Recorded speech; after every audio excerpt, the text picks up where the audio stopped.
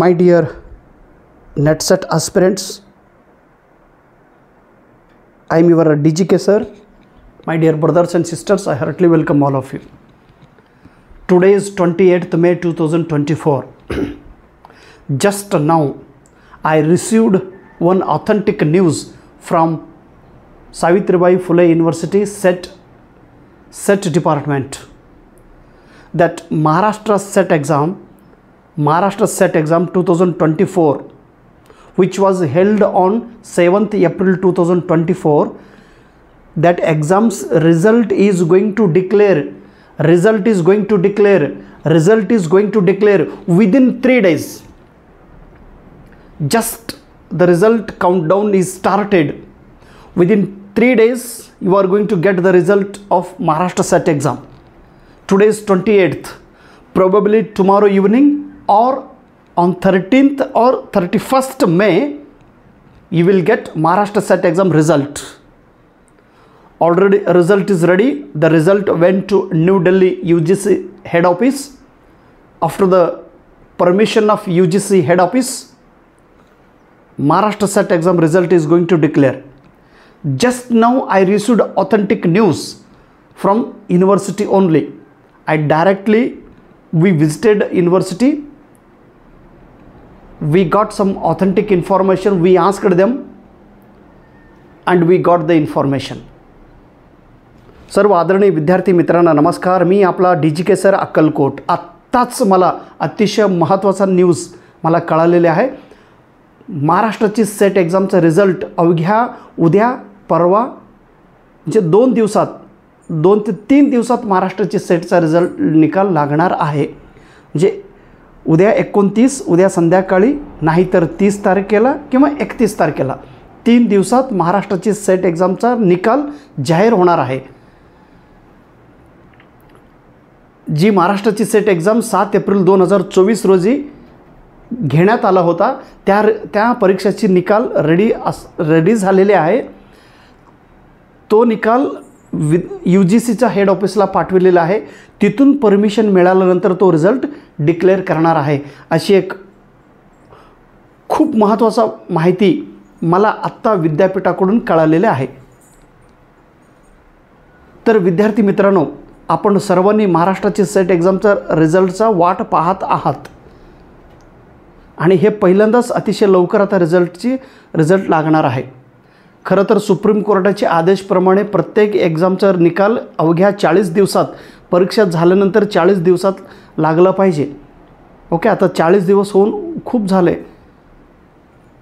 50 दिवस होत आले. आता 7 एप्रिलला झालेले पेपर उद्या 7 तर जे विद्यार्थी अतिशय चांगल्या प्रमाणे तयार केलेले आहेत, जे विद्यार्थ्यांना कमीत कमी हे बघा 150च्या पुढं मार्क तुम्हाला आला असेल तर निश्चिंत राहा, you will get the result. 150च्या पुढं out of 300 if your score is more than 150 then you should decide yourself that you are going to pass Maharashtra SET exam. आणि ज्यांचा रिझल्ट येत नाही अशा विद्यार्थी खचून न जाता तुम्ही जर पुन्हा एकदा व्यवस्थित जिथं आपण चुकलेला आहात त्या चुकीच्या युनिटावर सुधारणा करा आणि त्या युनिट व्यवस्थित बिल्डअप करा आणि तिथं सुधारणा करून पुन्हा महाराष्ट्राची सेट एक्झाम आता लवकरात लवकर नोटिफिकेशन येणार आहे. हा एकदा पुन्हा ऑफलाईन एक्झाम होईल आणि ह्या येणाऱ्या सेट एक्झाममध्ये तरी तुमचा रिझल्ट यायला पाहिजे. आणि जूनमध्ये नेट एक्झाम. हे बघा, ही परीक्षांची एक सायकल असतो. हे सतत ते परीक्षा घेत असतात. UGC ऑफिस असू द्या किंवा पुणे विद्यापीठ असू द्या, एक्झाम घेणारे जे युनिट्स असतात, जे डिपार्टमेंट असतात, ते सतत एक्झाम घेत असतात. दर वर्षाला, दर 6 महिन्याला. They are doing their duty. त्यांनी त्यांचं ड्युटी करत असतात. पण तुम्ही फक्त त्या प्रोसेसमध्ये न राहता तुम्ही पण त्यांनी फॉर्म निघाला तर ॲप्लिकेशन करणे, पेपर लिहिणे आणि घरी बसणे असं न करता एकदा पेपर व्यवस्थित लिहिलं की तुम्हाला वाटलं पाहिजे की बाबा यस, माझा रिझल्ट येणार आहे. तेवढं प्रचंड कॉन्फिडन्स, तेवढं प्रचंड इच्छाशक्ती, तेवढं प्रचंड मेहनत, तेवढी प्रचंड नियोजन, तेवढी प्रचंड कौशल्य, तेवढी प्रचंड नॉलेज, तेवढी प्रचंड आत्मविश्वास, तेवढी प्रचंड काय तुमचा दृष्टी असायला पाहिजे, तरच रिझल्ट मिळत असतो. रिझल्ट का प्रत्येक विद्यार्थ्याने मिळत नाही? आता बघा, काल 10वीचा निकाल लागला. पूर्ण महाराष्ट्राचं आम्ही पाहिलो तर 95% रिझल्ट लागलेले. म्हणजे 100% विद्यार्थी परीक्षेला बसतात, त्याच्यामध्ये 95% विद्यार्थी पास, म्हणजे फक्त 5% विद्यार्थी नापास. जे 10वीला आहे ते सगळं पास असं धोरण आता शासनाने ठरवलेलं आहे. आणि इथं 100% विद्यार्थी परीक्षा बसेल तर केवळ 5% विद्यार्थी, म्हणजे 6% विद्यार्थ्यांना पास करणार आहेत. 1 लाख विद्यार्थी असेल तर कमीत कमी 5,000च्या पुढं विद्यार्थ्यांना परीक्षा पास करणार आहे. म्हणजे आता 1 लाखापेक्षा जास्त ह्यावेळी विद्यार्थी फॉर्म भरलेले आहेत, पेपरला बसलेले आहेत. मग तुम्ही 1 लाख विद्यार्थीमध्ये टॉप 5,000 लिस्टमध्ये तुमचं नाव यायला पाहिजे. हे बघा, इतर परीक्षांचा पासिंगचं प्रमाण टक्केवारी जर आपण पाहिलो, इतर परीक्षांची टक्केवारी, तर तिथं खूप कमी आहे. थोडं लक्ष असू द्या. तलाठी भरती कितीतरी विद्यार्थी परीक्षा फॉर्म भरतात, मोजून परीक्षा पास होतात. UPSCची परीक्षा भरपूर विद्यार्थी फॉर्म भरतात, मोजून परीक्षा पास होतात. गेल्या वेळी तर UPSC 10 लाख ॲप्लिकेशन केलेत आणि 1,000 विद्यार्थी UPSCमध्ये निवड झालेले. MPSCच्या परीक्षेचं काय हाल आहे? 4-4, 5-5 लाख विद्यार्थी फॉर्म भरतात आणि 500, 800, 1000 एवढे विद्यार्थी परीक्षा पास होतात आणि त्यांना जॉब मिळतो. बाहेर प्रत्येक परीक्षांचा कॉम्पिटिशन जास्त आहे आणि बाहेर इतर परीक्षांबद्दल जागृत जास्त आहे मार्केटमध्ये आणि तिथं स्पर्धा जास्त आहे. इथं सेटनेटमध्ये स्पर्धा नाही. मी काय म्हणतो, please listen my word carefully. In this set and net exam there is no competition, because I saw many more students, maximum students are not serious. मी खरं सांगतो तुम्हाला, मी प्रत्येक विद्यार्थ्यांना मी पाहत असतो, सेटनेट परीक्षा देणारे विद्यार्थी जास्त सिरियस नसतात. मग जास्त सिरियस नसतात म्हटल्यानंतर कॉम्पिटिशन होणार नाही. अहो, 1 लाख विद्यार्थीमध्ये तुम्हाला 5,000 लिस्टमध्ये तुमचा येत नाही का? लिस्टमध्ये येत नाही का? यायला पाहिजे ना. 5,000 बस 6% रिझल्ट आहे. आणि इतर लोक म्हणतात ना सेटनेट खूप हार्ड आहे, रिझल्ट खूप कमी लागतो. का कमी लागतो? 6% कमी आहे का? 100 विद्यार्थी फॉर्म भरला तर 100 विद्यार्थी परीक्षा बसला तर त्याच्यामध्ये 6% विद्यार्थी पास म्हणून डिक्लेअर करतात. मग 6%मध्ये तुमचा येण्याची कुवत नाही का? कुवत आहे. You have the knowledge, you have the कौशल्य, तुमच्याकडे सगळं काही आहे. फक्त शेवटच्या टप्प्यामध्ये तुमचा शार्पनेस दिसत नाही, शेवटच्या टप्प्यामध्ये तुमचा प्रिपरेशन व्यवस्थित दिसत नाही, शेवटच्या टप्प्यामध्ये तुमचं रिव्हिजन व्यवस्थित दिसत नाही, शेवटच्या टप्प्यामध्ये तुमचा कन्सिस्टन्सी व्यवस्थित ठेवत नाही तुम्ही, म्हणून रिझल्ट येत नाही. रिझल्ट येण्यासाठी किती मार्कांची गरज आहे? का तुमचा मार्कलिस्टवर तुमचा परीक्षा पास झाल्यानंतर त्या मार्कलिस्टवरती तुमचा मार्क लिहितात का? नाही. मग मार्क लिहित नसेल तर मार्काला व्हॅल्यू नाही, एवढं तर समजून तरी घ्या. आणि हे परीक्षा पास झाल्यानंतर ह्याचं किंमत तर जास्त आहे हो. मार्केटमधील प्रत्येक एक्झामपेक्षा महत्त्वाच्या एक्झाममध्ये सेटनेट परीक्षा, आणि ह्या सेटनेट परीक्षेलाच तुम्ही जास्त सिरियस नसताय. हां, संख्या भरपूर असतात, पेपर लिहिणाऱ्या संख्या जास्त आहे, परंतु अभ्यास करून लिहिणारा संख्या कमी आहे. कृपया हे बघा, मी प्रिपरेशन न करतासुद्धा जाऊन मी परीक्षा देत आहे आणि मी परीक्षा पास होत आहे. तुम्ही माझ्याकडून तरी प्रेरणा घ्या, माझ्याकडून तरी तुम्ही माहिती घ्या, माझ्याकडून तरी तुमच्या मनामध्ये कॉन्फिडन्स भावना यायला पाहिजे.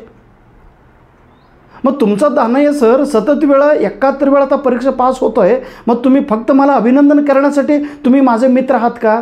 अभिनंदन करण्यासाठी माझं तुम्ही विद्यार्थी आहात का? तुम्ही फक्त माझं अचिव्हमेंटला टाळी वाजवण्यासाठी तुम्ही आहात का? नाही. मी तुमच्याबद्दल कधी टाळी वाजवू? मी तुमच्याबद्दल कधी इथं येऊन मी तुमच्याबद्दल माहिती सांगू? मी तुम्हाला कधी कॉंग्रॅच्युलेशन म्हणून मी तुम्हाला पाठवू? मी तुमच्याबद्दल कधी म्हणजे मी काय म्हणतो माहिती आहे का? तुम्हाला मी सांगितलं पाहिजे. मी खूप विद्यार्थ्यांना पाहतो आणि जे मी आणि माझे मित्र, मी त्यांचं नाव घेत नाही, अतिशय चांगला मित्र आहे माझा आणि अक्कलकोटमध्ये, जेव्हा आम्ही 2013 पासून आम्ही दोघं मिळून परीक्षा देतो, तिघं मिळून परीक्षा देतो, आम्ही सगळं मिळून जाऊन परीक्षा देतो. मग अजून तुम्ही परीक्षा देतच आहे. मग मित्र म्हणून एकदा या ना माझ्याकडे. माझ्याकडे आल्यानंतर काय तुमच्या भावना कमी होत नाही की धानया सर आम्ही गेल्यानंतर आमचं कुवत कमी होतं नाही, असं समजायचं नाही. बिलकुल समजू नका. माहिती घेत असताना वाकून माहिती घ्या. इथं काय मी परीक्षा पास झालो म्हणजे का लई मोठा माणूस आहे, तुम्ही परीक्षा फेल झाला म्हणजे तुम्ही खालचा माणूस आहे. नो. ज्यांच्याकडं माहिती असतो त्यांच्याकडं माहिती घेण्याची भावना तुमच्यामध्ये पाहिजे. मग जर मला रिझल्ट मिळत आहे मग तुम्हाला काय मिळत नाही, मग तुम्हाला काय मिळत नाही त्याचं कारण काय असेल, तुम्ही दुसऱ्या ठिकाणी तुमचं लक्ष जास्त असेल. ज्यांचं लक्ष ज्या गोष्टीवर असतो तो गोष्ट त्यांना मिळतोच. फक्त तुमचं लक्ष कुठं आहे मी कसं सांगू. मी दरवेळी येतो. आता महाराष्ट्राचा रिझल्ट अवघ्या 3 दिवसात होणार आहे. मग 3 दिवसात येणार आहे हे तुम्हाला ना मी काय म्हणतो म्हणजे advance you should feel that my result is going to declare. माझं रिझल्ट येणार आहे असं तुमचं भावना पाहिजे बघा. हे त्यांचं प्रोसिजर करत असतात. रिझल्ट रेडी झालं आहे, UGCला ते पाठवलेत, तिच्याकडनं परमिशन आलं तर ते डिक्लेअर करणार आहे, हे ते करत असतात. पण तुम्ही काय करत आहे.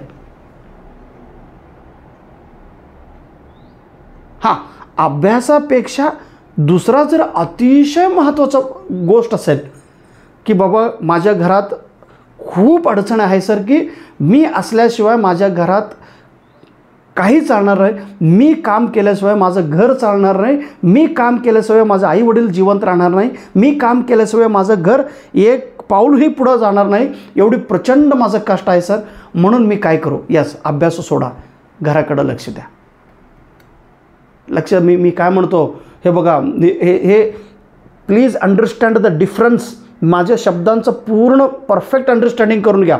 परीक्षा महत्त्वाचा की जीवन महत्त्वाचं आहे. जीवन महत्त्वाचा असतो अगोदर.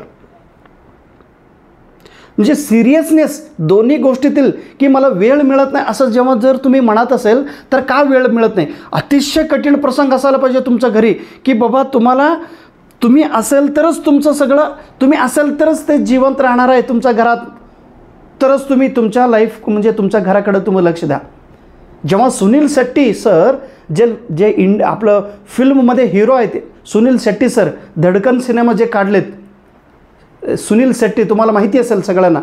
हां, सुनील शेट्टी त्यांचं लाईफ स्टोरी तरी बघा. 1997ला काय त्यांचा फॉर्म होता. इंडियामधला एकदम टॉपमोस्ट तो हिरो, टॉपमोस्ट. जे त्यांनी सिनेमा काढत होता ते सगळं सिनेमा हिट झालेले सुनील शेट्टी सरांचा. आणि अशा वेळी त्यांच्या घरात अडचणी निर्माण झाला की त्यांच्या वडिलांना मोठा आजारीमध्ये पडला. मग वडिलांना दाखवण्यासाठी दवाखान्यात गेल्यानंतर दवाखान्यात डॉक्टर म्हणतात की नाही Sunil, you should take care of your father's health, then only your father will survive. तू जर तुझ्या वडिलांचा लक्ष दिला, तुझ्या वडिलाकडे लक्ष दिलं तर तुझं वडील वाचतात, नाही तर वाचत नाही. तू नेहमी 24 तास तुझ्या वडिलासोबत तू असायलाच पाहिजे, कारण तुझ्यावर लई प्रेम करतात तुझं वडील. तूच असायला पाहिजे कारण तुझं वडील बेडवर आहे. मग इकडं पूर्ण मार्केटमध्ये सुनील शेट्टी सरांचं नाव मोठं आहे. मग सिनेमासाठी त्यांनी बाहेर 6-6 महिने परदेशात जाऊन सिनेमा काढत राहिलं तर इथं घरात वडिलांकडे पाहणारं कोण. मग सुनील शेट्टी म्हणतात नाही मी ॲग्रीमेंट करत नाही, म्हणून त्यांनी 10 ते 12 सिनेमा त्यांनी ॲग्रीमेंट केलं नाही. 3-4 वर्ष वडिलांकडे त्यांनी लक्ष दिलं आणि वडील वाचवले. आणि त्याच्यानंतर पुन्हा सिनेमाकडे आला त्यावेळी त्यांचा तो ग्रेसचा टायमिंग होता ना, तो टायमिंग निघून गेला. तो दुसरा हिरो फेमस झाला होता. त्यांनी म्हणालं लिव्ह इट, कारण त्याच्यापेक्षा माझं कुटुंब महत्त्वाचं आहे. महत्त्व कुठल्या गोष्टीला आहे हे तुम्ही ठरवलं पाहिजे बघा. आणि जोपर्यंत तुम्ही ठरवत नाही, मी म्हणतो ना, मला अनेक विद्यार्थी माझं क्लोज आहे खूप, ते खूप त्यांचा प्रॉब्लेम सांगतात.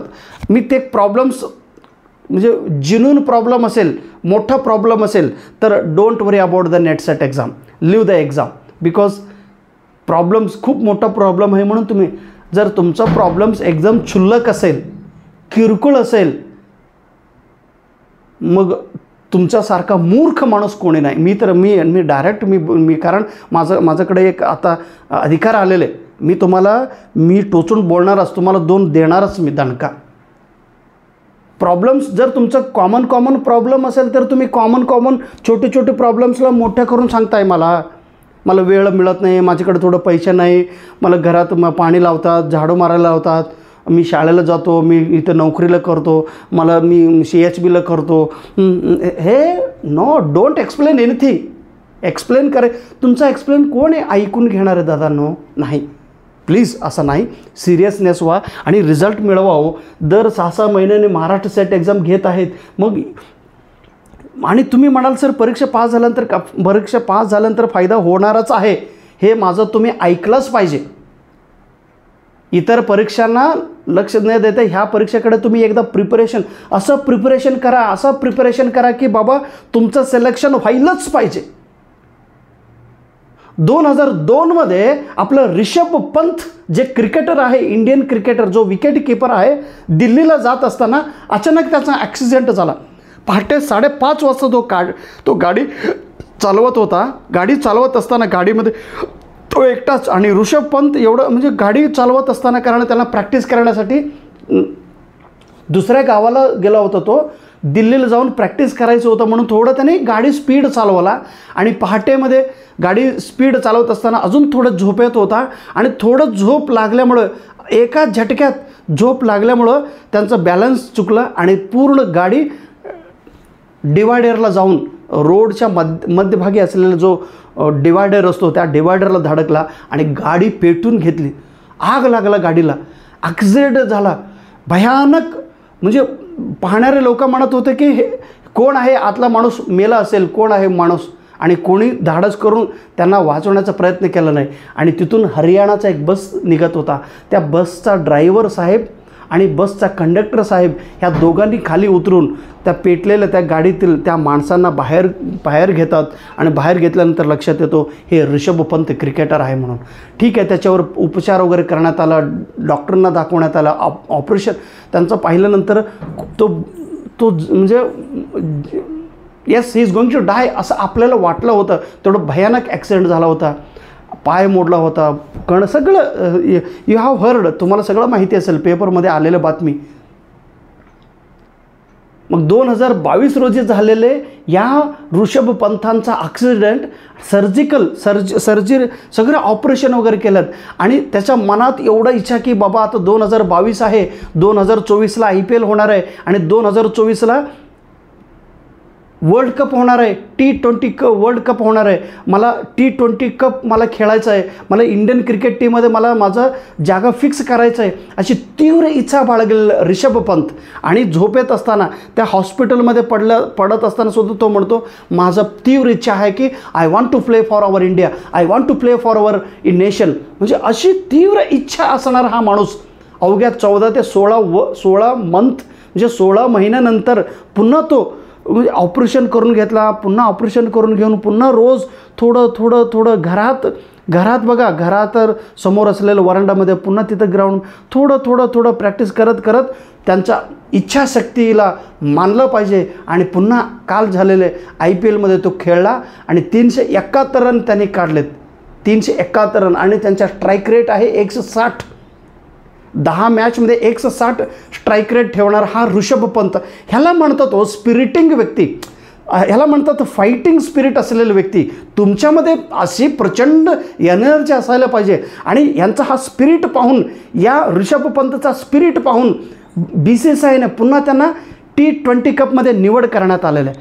आता त्याने अमेरिकेला जाणं म्हणजे काल तो अमेरिकेला गेला मॅच खेळण्यासाठी. अमेरिकेमध्ये आता वेस्ट इंडिजमध्ये T20 क्रिकेट होणार आहेत. तुम्ही क्रिकेट फक्त खेळ म्हणून त्याच्यातून तुम्ही प्रेरणा घेतला पाहिजे. त्याच्यातून तुम्हाला काय मिळणार आहे हो ते तरी बघा. फक्त सगळ्यांनी बघतात म्हणून तुम्ही बघू नका. प्रत्येक गोष्टीपासून तुमच्यामध्ये प्रेरणा म्हणजे घेण्याची कॅपॅसिटी तुमच्यामध्ये असेल तर तुम्ही जीवन जगू शकताय, नाहीतर नाही. जगणं कॉमन ठेवू नका ना. असू दे simple life, but you should have a dignity aim. तुमचा एम खूप प्रचंड असायला पाहिजे. साधा सर्टिफिकेट घेऊन साध्या ड्रेसमध्ये तुम्ही कॉलेजला जावा, किती तुम्ही सॅल्यूट मारतात. इनशर्ट बूट गॉगल सगळं घालून, पैसा घालून आणि हातात सर्टिफिकेट नसेल तर जावा, तुम्हाला nobody will give you respect. No, certificate has its own dignity. त्या सर्टिफिकेटला खूप व्हॅल्यू आहे, म्हणून सर्टिफिकेट मिळवाच. जर तुम्हाला ह्या सेटनेट क्षेत्रात, प्राध्यापक होण्याच्या क्षेत्रात टीचर होण्याच्या क्षेत्रात, शिक्षक बनण्याच्या क्षेत्रात, गुरु होण्याचा जर मान पाहिजे, सन्मान पाहिजे, तर अभ्यास अभ्यास अभ्यास आणि अभ्यासाबरोबर ज्ञान, ज्ञानाबरोबर तुमचं सर्टिफिकेट, हे दोन्ही गोष्ट महत्त्वाची आहे. आणि हे दोन्ही ज्ञान आणि सर्टिफिकेट दोन्ही असेल तर तुम्ही लय पैसे कमावताय. पैसे म्हणजे पैसा कमवण्यासाठी म्हणजे तुमचं जीवन जगण्यासाठी ते certificate per month you will gate 30,000 per month. 30 ते 40,000 तुम्हाला मिळताच. आणि परीक्षा पास झाल्यानंतर मलाच विचारू नका कुठं नोकरी, कुठं हुडकायचं. कोण हुडकणार? तुम्ही हुडकला पाहिजे. जोपर्यंत तुम्ही सर्चिंग करताय तोपर्यंत तुम्हाला मिळणार ना. Without searching how you will gate. एखाद्या बघा, हा इंडियन क्रिकेट टीममध्ये एक माणूस जर बाहेर गेला तर दुसरा लगेच येऊन तो तिथं बसतो. जागा मिळाली की तो जागा सोडत नाही. मग अशी कॉम्पिटेटिव्ह फील्डमध्ये तुम्हाला जर जागा फिक्स करायचं असेल तर तुम्ही किती मेहनत घेतलं पाहिजे माहिती आहे. मग हॉस्पिटलमध्ये पडलेला हा ऋषभ पंत 2 वर्षानंतर पुन्हा पेटून उठून इंडियन क्रिकेट टीममध्ये आज निवड होतो. तर ह्याच्यासारखं प्रेरणा व्यक्तिमत्व तुम्हाला दिसत नाही. दरवेळी तो नोटीस आला, महाराष्ट्राची सेट आला, चला चला चला चला माझं पुस्तक घ्या, असं आम्ही म्हणतो. पुस्तक घेतलं ठीक, नाही घेतलं आम्ही आमचं कार्य करत असतो. पुस्तक घ्या नाहीतर न घ्या, आम्ही थोडं मार्गदर्शन करतो, वेळ मिळालं तर नाही करत नाही तेवढ्यामध्ये. मग तुम्ही म्हणजे आम्ही येऊन तुम्हाला उठवायला पाहिजे, उठा रे बाबा महाराष्ट्राचे सेट आलं, उठा. अहो असं नाही, कोणीसुद्धा तुम्हाला उठवू नये. दादांनो प्लीज, मी खूप म्हणजे मी ह्या का म्हणतो माहिती आहे का, जागृत व्हा. जोपर्यंत तुमच्यामध्ये अवेअरनेस येत नाही ना, रिझल्ट जाऊ द्या, जर नाही रिझल्ट आलं ना लिव्ह द रिझल्ट. परंतु का रिझल्ट गेला त्याचं कारण मला पाहिजे. I want the proper reason. Why did not you get the result. तुमचा रिझल्ट का आला नाही मला कारण सांगा ना. आता मी फोनमध्ये तुमच्याशी बोलू शकत नाही, कृपया माफ करा आणि क्षमा करा. तुमचं काय असेल तर मला व्हॉट्सअप मेसेज करा, मी तुमचे ऐकू शकतो, परंतु जास्त नाही. वेळ असेल तर एकदा अक्कलकोट येऊन भेटून जावा. माझ्या घरी भेटून गेलेलं मी वेळ दिलेलं आहे, परंतु फोनमध्ये मी वेळ दिला नाही. हो आम्ही तिथून लावतो, मग आम्ही कसं यायचं. ज्यांचा इच्छाशक्ती असतो ना. मला ना गोंदिया, महाराष्ट्राच्या बॉर्डरमध्ये गोंदिया आणि छत्तीसगडच्या बॉर्डरमध्ये राहणारी एक छोटीसं गाव आहे. त्या गावात राहणारी एक ताई, वैशाली हनुमुरे ताई माझ्या घरी आलेत. तिथून इथं अक्कलकोटला येऊन 3 दिवस आमच्या घरी राहिलेत 2019मध्ये. मग 3 दिवस व्यवस्थित आम्ही ताईसोबत चर्चा केलो. आज ती ताई महाराष्ट्राची सेट परीक्षा पास, NET नेट परीक्षा पास आणि PhD पास, आज प्राध्यापक म्हणून प्रफुल्ल पटेल साहेबांचा एक कॉलेजमध्ये ॲज ड्युटी करताय. म्हणजे मी म्हणजे महत्त्व नाही, म्हणजे तुम्ही तिथून इथंपर्यंत येण्याचा जो तुमचा तीव्र इच्छा आहे ना, तो महत्त्वाचा आहे. आणि इथं यायची सुद्धा गरज नाही. व्हॉट्सअपमध्येच तुम्ही माझा मेसेज घ्या आणि तुम्ही एकलव्यासारखं, तुम्हाला मार्गदर्शन करण्यासाठी कितीतरी व्हिडिओ मी तयार केलेले आहेत. आणि काय वाचन करायचं आणि किती वाचन करायचं हे मी दरवेळी सांगतोय. आणि तुम्ही त्याच्यावर किती विश्वास ठेवून अभ्यास करताय हे तुमच्यावर डिपेंड आहे. बघा, कृपया सेट सर्टिफिकेट आलं तर तुमचा जीवनाला एक मोठा आधारस्तंभ असेल. आधारस्तंभ म्हणजे तुमचा सेटचा सर्टिफिकेट. सेटचा सर्टिफिकेट नसेल तर तुमचा आधारस्तंभ कोलॅप्स होईल. तुम्ही किती बुद्धिमान आहात, नो व्हॅल्यू. तुम्ही किती प्रामाणिक आहात, नो व्हॅल्यू. तुम्ही किती चांगलं शिकवताय, नो व्हॅल्यू. तुमचं वर्तन किती चांगलं आहे, no value until you get the certificate. आणि सर्टिफिकेट जेव्हा येतो तुमच्यासोबत त्यावेळी सगळं तुमचं गुण मोठ्याने दिसतो. बघा, म्हणून महाराष्ट्राचा सेटचा रिझल्ट तुम्हाला मिळालाच पाहिजे आणि मिळण्यासाठी तुम्ही भरपूर प्रयत्न केला पाहिजे. आणि मला अजून एक आपलं सेट विभागाला प्रामाणिकपणानं आम्ही विनंती करतो की सेट विभाग जे आपलं खरं सर असू द्या, जे काही तिथलं आदरणीय गुरुवर आहेत, तुम्ही आहे ना एक डेडलाईन ठेवा. कुठल्याही एक्झामला एक डेडलाईन. अहो इथं आंध्राच्या सेट एक्झाममध्ये काल मी पाहिलो, आंध्राची सेट एक्झाम अवघ्या 26 दिवसात आंध्राची सेट एक्झाम निकाल जाहीर केलेत. आणि TET तुम्हाला काय सांगू, TET फक्त 14 दिवसात TETचा निकाल लागलेला आहे. तामिळनाडू आपलं आंध्राची सेट एक्झाम फक्त 14 दिवसात म्हणजे TETचा रिझल्ट लावून देणे किती पारदर्शक. आणि त्यांचं मला काय आवडलं माहिती आहे का, फॉर्म भरायची तारीख सांगतात, फॉर्म डेडलाईन म्हणजे फॉर्म ऑनलाईन सुरू कधी होणार, फॉर्म कधी कंप्लीट म्हणजे ऑनलाईन सुरू होणार, एंड कधी होणार ऑनलाईन फॉर्म, त्याच्यानंतर तुमचा करेक्शन कधी होणार करेक्शन, त्यानंतर तुमचा डेट हॉल तिकीटचा डेट, त्याच्यानंतर एक्झामची डेट, त्याच्यानंतर तुमचा ॲन्सर की डेट, त्याच्यानंतर तुमचा रिवाइज्ड ॲन्सर की डेट, त्याच्यानंतर तुमचा रिझल्टचा डेट अगोदरच डिक्लेअर करतात. काय क्लॅरिटी असेल हो, किती छान आहे बघा. अगोदर देतात की बाबा हां 1 तारखेला ऑनलाईन फॉर्म सुरू होणार आहे, 10 तारखेपर्यंत अप्लिकेशन एंड होईल, करेक्शनसाठी 2 दिवस, त्याचे हॉल तिकीट ह्या तारखेला येतो, एक्झाम डेट ह्या तारखेला आहे, ॲन्सर की हे असेल, रिवाइज्ड ॲन्सर की हे असेल आणि रिझल्ट डेट अगोदरच फॉर्म जेव्हा आपण म्हणजे नोटिफिकेशनमध्येच हे सगळं देतात. किती क्लॅरिटी असेल. जे फॉर्म पूर्ण असं बाकीकडे आहे का, नाही, बाकी ठिकाणी. आता आपलं महाराष्ट्र बघा, रिझल्ट कधी डेट आहे, तुम्ही डेडलाईन ठेवा ना, कुठल्याही गोष्टीला एक डेडलाईन असतो की बाबा मला ह्या तारखेला रिझल्ट लावायचा आहे. तसं रिझल्टची म्हणजे अगोदरच तुम्ही डिक्लेअर केला पाहिजे की रिझल्ट या दिवशी आम्ही डिक्लेअर करणार आहोत, नोटिफिकेशनमध्येच यायला पाहिजे. त्याला म्हणतात फॉरवर्ड स्टेट्स. आंध्र तेलंगणा हे राज्य आहे ना, छोटी छोटी असलं तरी पैसावाला राज्य आहे आणि क्लॅरिटी जास्त आहे. मी जेव्हा वेगवेगळ्या राज्यात फिरून आल्यानंतर हे सगळी गोष्टी मला थोडं लक्षात यायला लागलं. कृपया आता आपलं TET महाराष्ट्राचं TET बोंब आहे, बोंब म्हणतो मी. TET 3 वर्ष झालं अजून TET एक्झाम घेतलं नाही, आणि घेतलं तर किती घोटाळा करतात नालायक लोक. तिथं बाकीचे बघा अजिबात असं कोणी केलं की त्याच दिवशी त्याला डायरेक्ट अटॅक करून इथं तर असू द्या, ते सगळं राजकारणाचा भाग असू द्या, परंतु थोडं क्लॅरिटी पाहिजे ना. जोपर्यंत शिक्षणाला तुम्ही व्हॅल्यू देत नाही शासनाने, तोपर्यंत देश राज्य सुधारत नाही.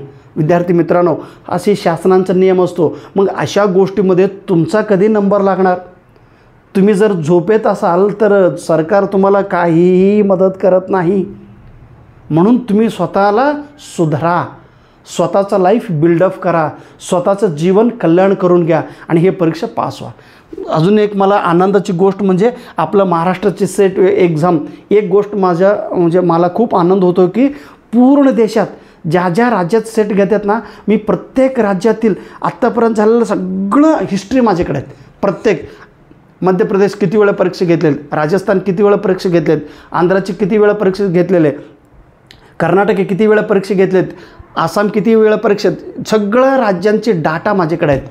आणि I am proud to tell you that Maharashtra is the only one state which is conducting म्हणजे 39th आणि आता 39 वेळा सगळ्यात जास्त वेळा सेट एक्झाम घेणारी राज्य कोणतं आहे तर आपलं महाराष्ट्र आहे.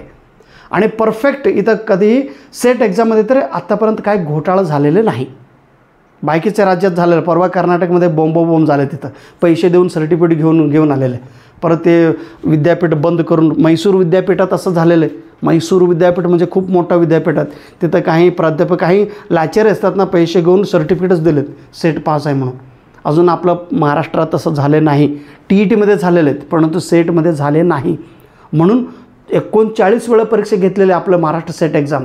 तर हे दरवर्षी परीक्षा घेतात, एक निश्चित आहे. म्हणून आता हे झालं की पुन्हा एकदा महाराष्ट्राची सेट एक्झाम आहे. पुढच्या वेळी तरी तुमचा रिझल्ट यायला पाहिजे बघा. आणि रिझल्ट येण्याच्या पूर्णपणे असं शपथ घ्या. शपथ माहिती आहे ना, असं शपथ. शिवाजी महाराज, छत्रपती शिवाजी महाराज ज्या महामानवाने कसं राजाने महादेवासमोर त्यांचं बोट कापून रक्तांचे अभिषेक केलेले की मला स्वराज्य स्थापन करायचे, मला स्वराज्य स्थापन करायचे, मला हिंदू स्वराज्य स्थापन करायचे. एक लहान बाळ शिवाजी महाराज लहान बाळ असताना अशी शपथ घेतलीत. तुम्ही तर मोठा बाळ आहेत, आता तुम्हाला बाळ झालेत. तुम्ही शपथ घेत नाही का सांगायचं. हे चला, all the best. You should get the result. आणि रिझल्ट मिळालं तर मला मेसेज करा, वाटल्यास मेसेज करा. खूप वेळ मिळाला तर स्वामी महाराजांचं दर्शनसाठी या, आम्हाला या, पेढाही द्या.